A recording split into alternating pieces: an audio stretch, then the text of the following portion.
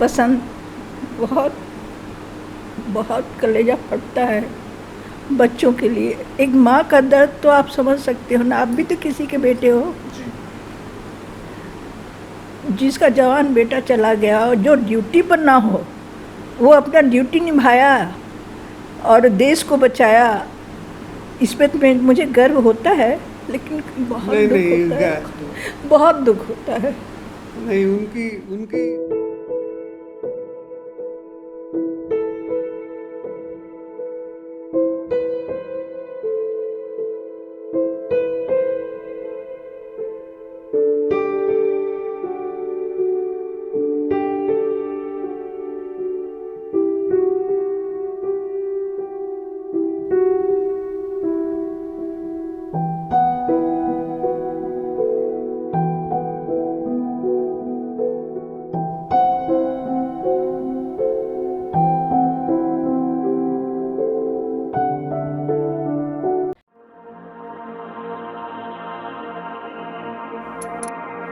नमस्कार दोस्तों, स्वागत है आपका द न्यूज़ मिर्ची सीधी बात तीखी बात में।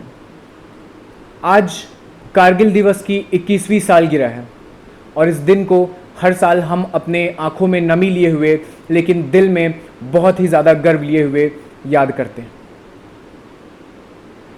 इसी बात को ध्यान में रखते हुए आज द न्यूज़ मिर्ची की टीम एक ऐसे ही शहीद जो बेशक कारगिल में नहीं अपनी शहादत दिए, लेकिन हाँ, मैं आपको बता दूं कि उरी में जब अटैक हुआ था तो पहले अटैक में वो शहीद हुए थे।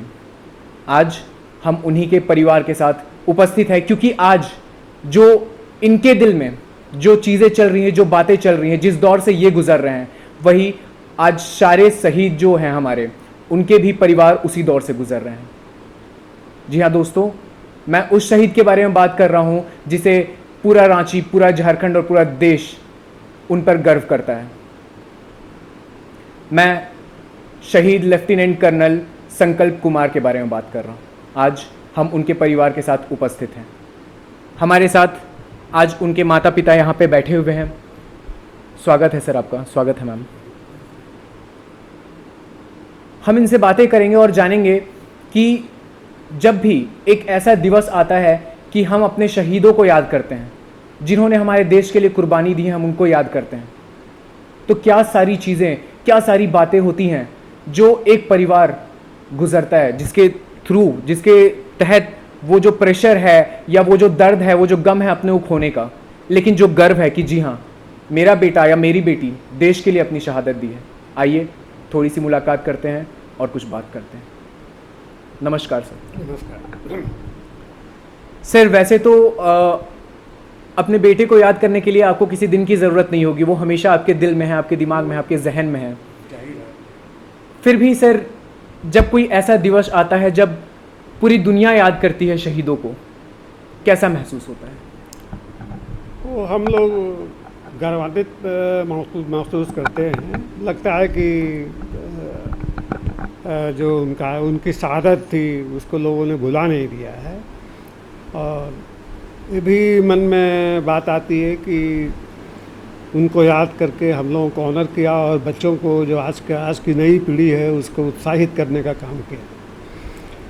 मेन पर्पस ये है कि उद्देश्य ये है कि जो हो चुका, अभी की जो हालत है उसमें जो नई पीढ़ी है उसको गढ़ना है आगे मुल्क को ले जाने के लिए या मुल्क को बहादुर बनाने के लिए। तो उसमें एक बहुत बड़ी कड़ी है।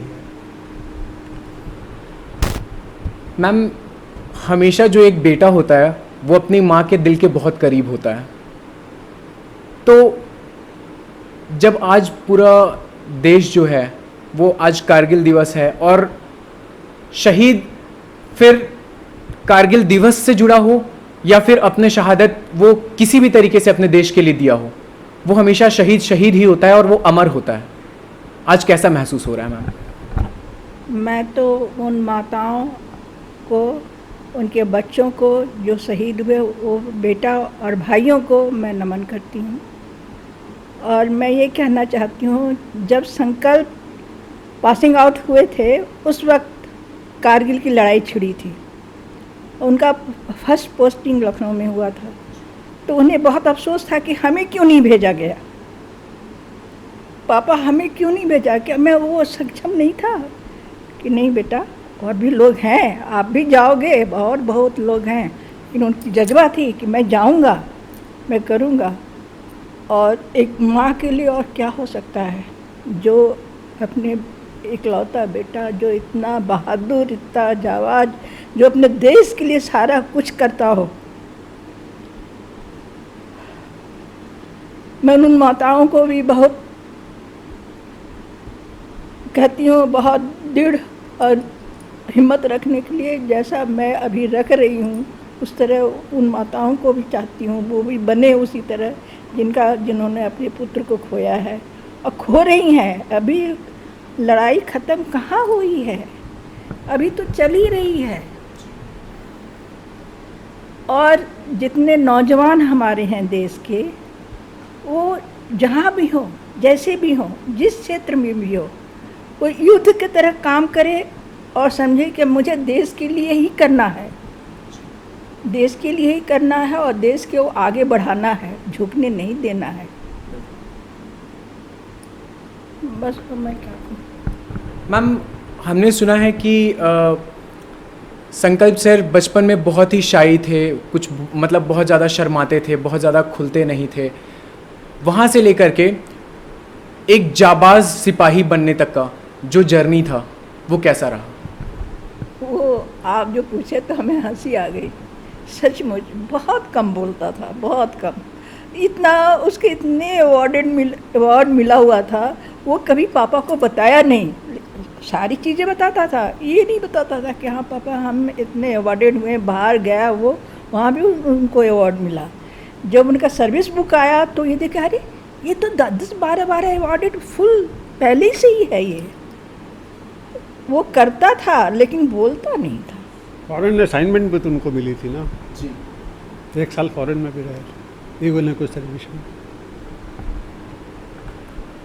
सर, पहली बार जब संकल्प सर आप सभी के सामने वर्दी में आए थे, क्या वो जो लम्हा था वो कैसा था सभी के लिए? वो देखिए फोटो आप, कौन सा मैम? वो देखिए अपना बेटे के साथ मैं खड़ी हूँ, ये पासिंग वाली? आउट, हाँ पासिंग आउट का जो है, ये देखिए जी। देहरादून का। ये कैसा महसूस हो रहा था मैम पहली बार अपने बेटे को वर्दी में देख के? आप सोच नहीं सकते हैं, हम दोनों माता पिता हम लोग सोच रहे थे कि मेरा बेटा कहाँ पहुँच गया। हालांकि वो पहले से क्वालिफाइड हो गया था बैंक में, लेकिन उसकी बैंक में जाने की इच्छा नहीं थी। पहले ही बोल दिया था, पापा मुझे बैंक की नौकरी नहीं करनी है तो आप जो मैकेनिकल इंजीनियर हो ना वो मैं बनूंगा, नहीं मैं फ़ौज में जाऊंगा। बस हमारी यही इच्छा है। मैं कि बाबा ये छोटा सा लड़का, इतना छोटा सा, देखिए वो छोटा फोटोग्राफ्स है ना उसका, वो गिर गया सीढ़ी से, इतना सारा कट गया, बिल्कुल इतना पूरा लहू लहान हो गया, लेकिन लड़का चूट तक रोया नहीं। वो हमने कहा बेटा चोट लगी है, तकलीफ हो रही है ना? मम्मा नहीं, ठीक हूँ, मैं ठीक हूँ। तो हमारी बगल की डॉक्टर उठा के हॉस्पिटल ले गई है, इसको 7 स्टिच पड़े वहाँ पे, अभी भी उसके दाग है उसकी। मैं सभी को बता देना चाहता हूँ जो भी हमें देख रहे हैं कि संकल्प सर के पिताजी जो हैं वो as a deputy chief engineer CCL से रिटायर हुए हैं, और उनके जो बेटे हैं, जैसा कि उन लोग ने बताया कि पहले वो बहुत शाई थे, लेकिन वहाँ से जो जाबाज बनने की उनका जो जर्नी था, उनका जो सफ़र था, वो कितना कमाल रहा। आगे की कहानी जो है मैं उन्हीं की ज़ुबानी सुनना चाहूँगा कि मैम सर जब पहली बार पोस्टिंग पे वो बाहर गए, या जिस दौर से वो जा रहे थे, जब आपको महसूस हुआ कि मेरा बेटा मेरे से दूर हो रहा है या जा रहा है, उस समय जो देश और घर परिवार का जो बात था, उस समय आप लोग ने कैसे संभाला चीज़ों को? ऐसा है कि उनकी बहादुरी जो है वो हम लोगों के ऊपर हावी होने लगी थी। वो अपने फ्रेंड्स लोगों में इतने पॉपुलर थे, किसी को ब्लड देना हुआ, ब्लड डोनेट करना हुआ तो he will the first man to jump in.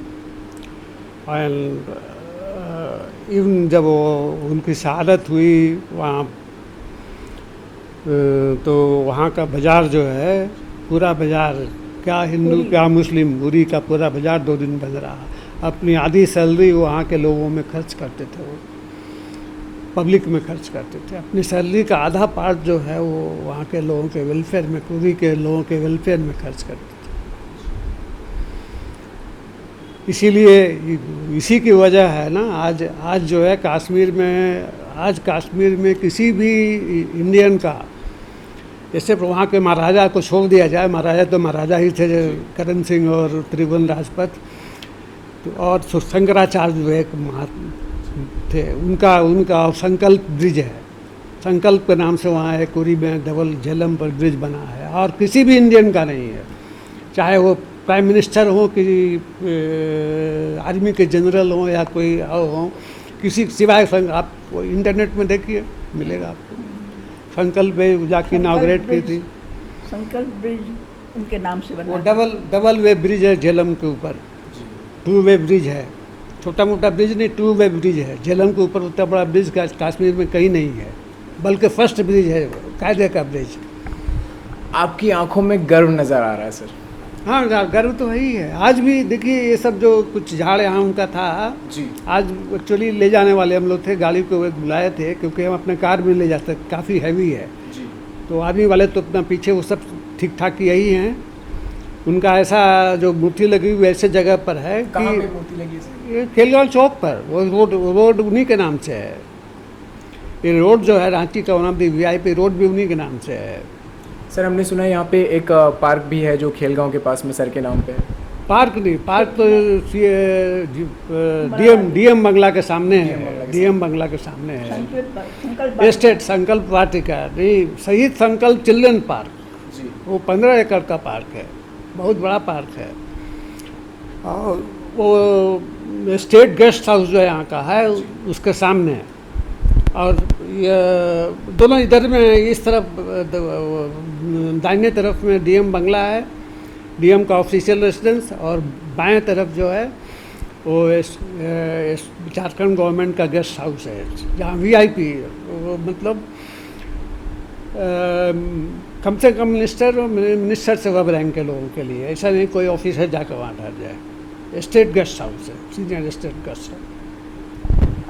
Sir के संकल्प सर ने आज तक जो भी आप लोग के लिए किया, जो देश के लिए किया, वो तो कभी भुलाया नहीं जा सकता, और ना ही वो जो करके गए हैं उनका कभी कर्ज अदा किया जा सकता है।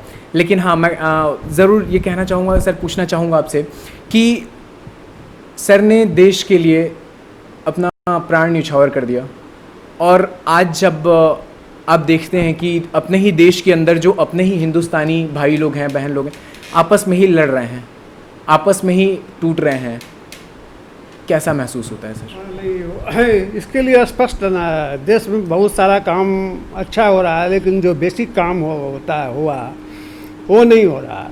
आबादी बढ़ेगी तो रिसोर्सेज आपकी लिमिटेड है, आबादी बढ़ेगी तो आपस में संस्कृत में कहावत है, बुभुक्षिका का क्यों न करोति पापम, अगर आप भूखे हैं तो आप गलत कीजिएगा, किसी तरह से अपना गुजारा तो करना है आपको।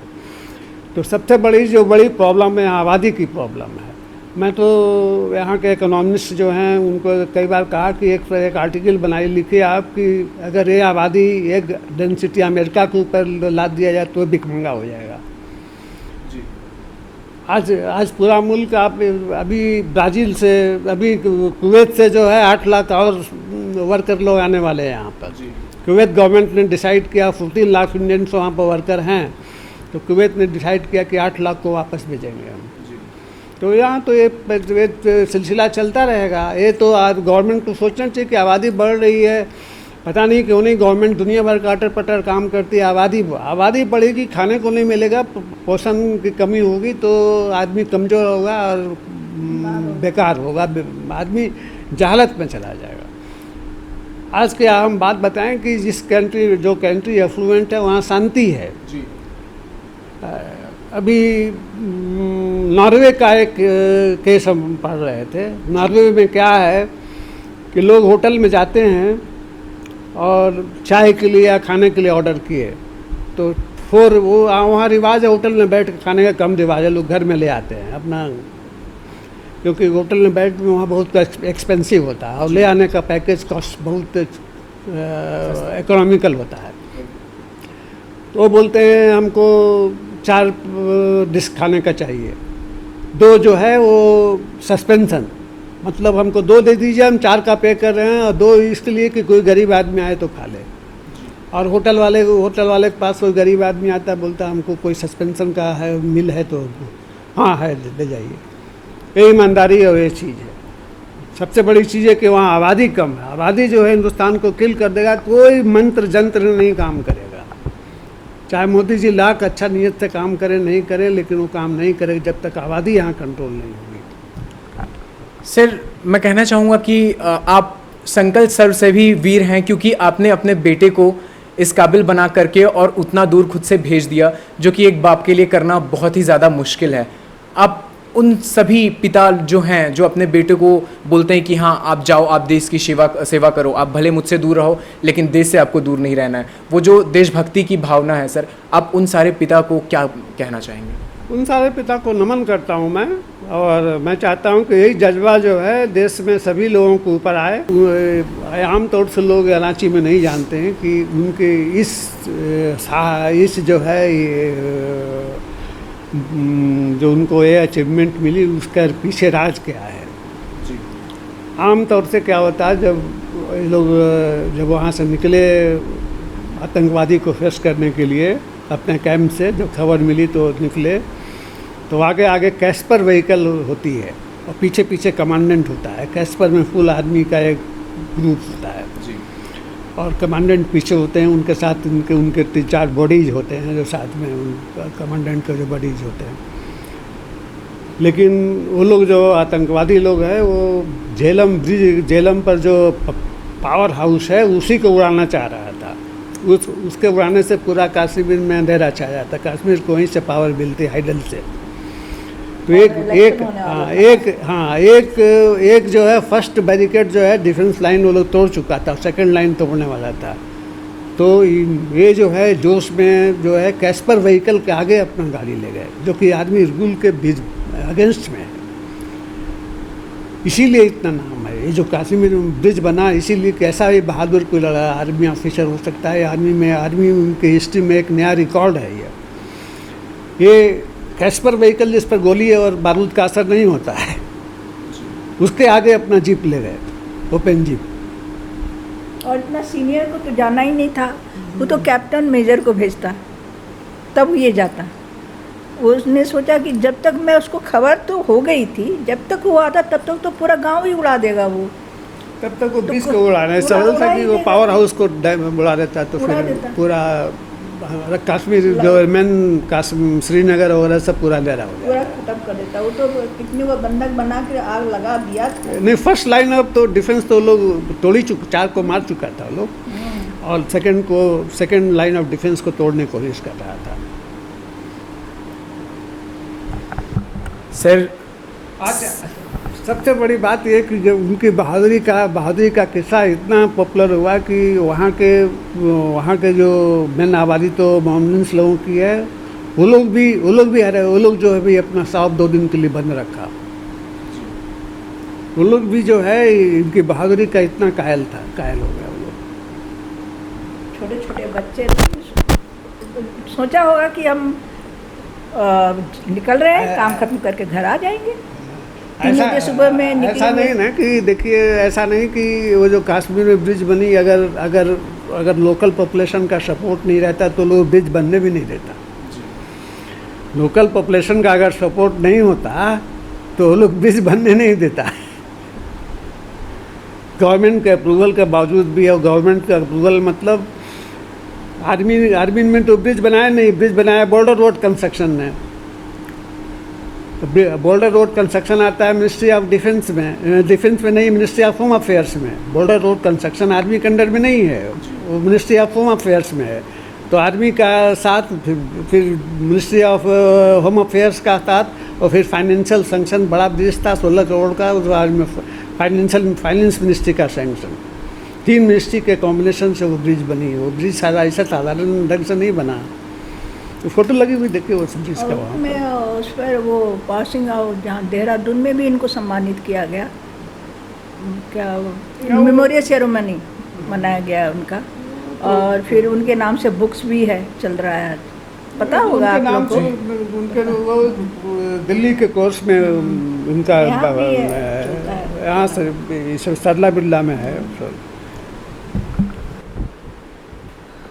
तो दोस्तों, हमने देखा कि हमारे शहीद लेफ्टिनेंट कर्नल संकल्प कुमार के जो परिवार वाले हैं, जो उनके माता पिता हैं, उनके आंखों में नमी होने के बावजूद जो चेहरे पे मुस्कुराहट है, वो बताती है कि आज भी उनको अपने बेटे पर कितना गर्व है। और वो अपनी बातों से साफ जाहिर करते हैं कि उनको इस बात का गर्व है कि उनके बेटे जो थे, उनको वो देश की सेवा में लगे और देश के लिए ही उन्होंने शहादत भी दी। और हमारी सोसाइटी को, हमारे लोगों को वो ये सलाह भी देते हैं कि हमेशा अपने आप में अपने बेटों को तैयार कीजिए कि वो देश के लिए हमेशा तत्पर रहें, हमेशा तैयार रहें।